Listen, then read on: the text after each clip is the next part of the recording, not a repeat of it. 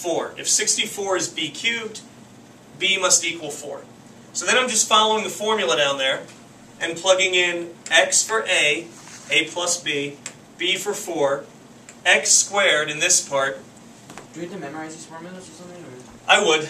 I'll show you a way that you don't have to memorize them, but not till next week. This Friday you have to memorize them. We can memorize?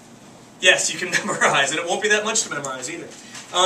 Now, since it's minus a times b is my next step, a was x, b was 4, so that's where I got the minus 4x.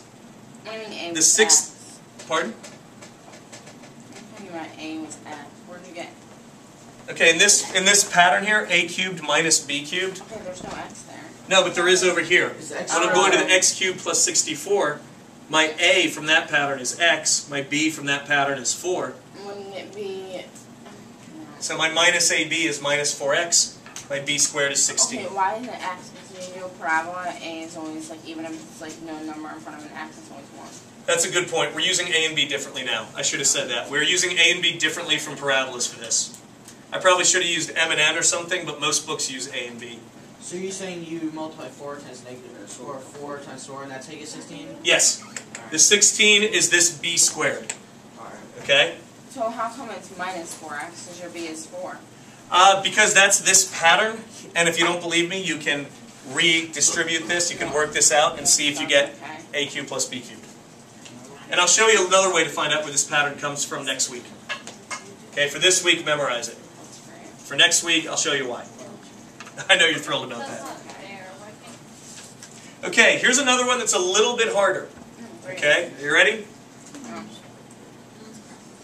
8x cubed minus, running out of perfect cubes that I know. No, wait, that might be a common factor. Hang on. 24? No. Oh, no. Okay, this will work. That's an easy one. 8x cubed minus 27. Now, your first question is, are either of these perfect cubes? And remember, and I should have said this sooner, perfect cube means, is there anything you can multiply by itself 3 times and get 8x cubed or 27? Oh, just 3 times? 2x, 3 times, yeah. Sarah thinks the a in this case, remember I'm using a differently from parabolas, is 2x because 2x times 2x times 2x would get me 8x cubed. And Is what she about correct? seven? What's Yes. 7 times 3? I mean, 7 plus 7 plus 7 equals... We're not doing plus. Remember, when it's cubed, it's multiplied. I meant times. 3 times 3 times 3. Yeah, 27 is 3 times 3 times 3. I know. So the b is 3. That's why I first... Yes, I do, but in this... Okay, Claire just brought up a great point. Negative 27 should be negative 3 times negative 3 times negative 3. Okay? But then that... But in this case, we're just trying to figure out how to plug it into this formula over here, Claire. So we're going to use it as if it were positive. We're going to get to that soon. Okay? But for now, we're just going to say that b is positive 3 because we're plugging it into a formula that already has a minus b cubed into it. But you are correct. Negative 3 times itself 3 times is negative 27. Keep remembering that. All right, so now this breaks down to 2x minus 3 times. Okay, a is 2x. What is my a squared? Why are you doing Pardon? Close. A squared, I have to square everything here.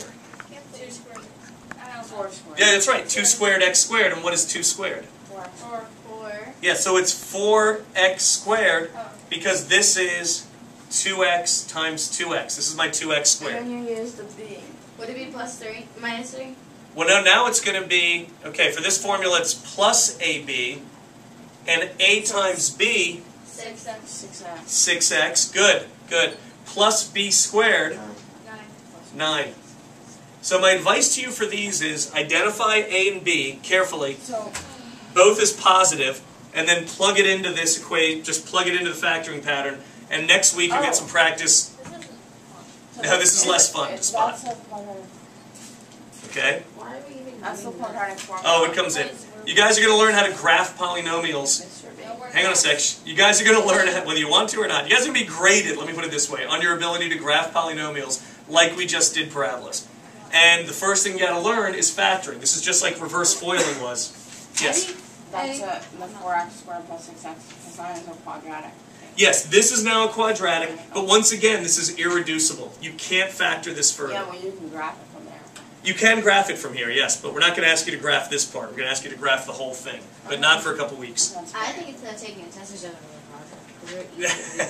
Okay. Now, these are a couple examples. Let me give you guys some trick questions that might be a little bit harder to spot. Lovely. Woohoo! Well, you know, I like picking on kids. Okay. Is 2x cubed minus this 54. still the difference of squares? Is it? Yeah. Is there anything you can multiply by itself 3 times to get 2x cubed? No. Is there anything you multiply by itself 3 times to get 54? No. No. Okay. Pardon? Is it the GCF? What common factor do they both have, Eliza? 2. Okay, 2. And then what's left? X cubed and No, would it be x squared? No. Oh, no, man. and 27. Okay, excellent. Now that I've factored out a GCF, is x cubed a perfect cube Yes. and is 27 a perfect cube? Did it. Yeah, we just did it over there. So now after we pull out the GCF, we're left with difference of cubes. So it's x plus 3. X It's squared plus 3. slow down, cowgirl.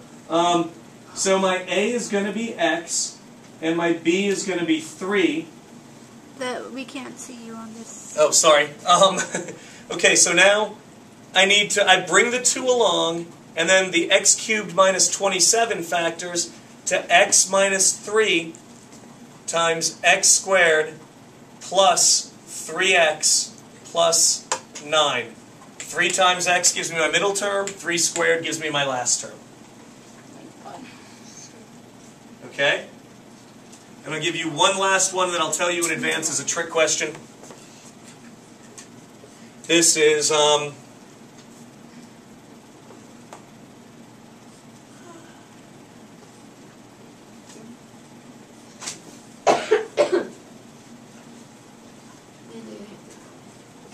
okay, 2x cubed minus 18x.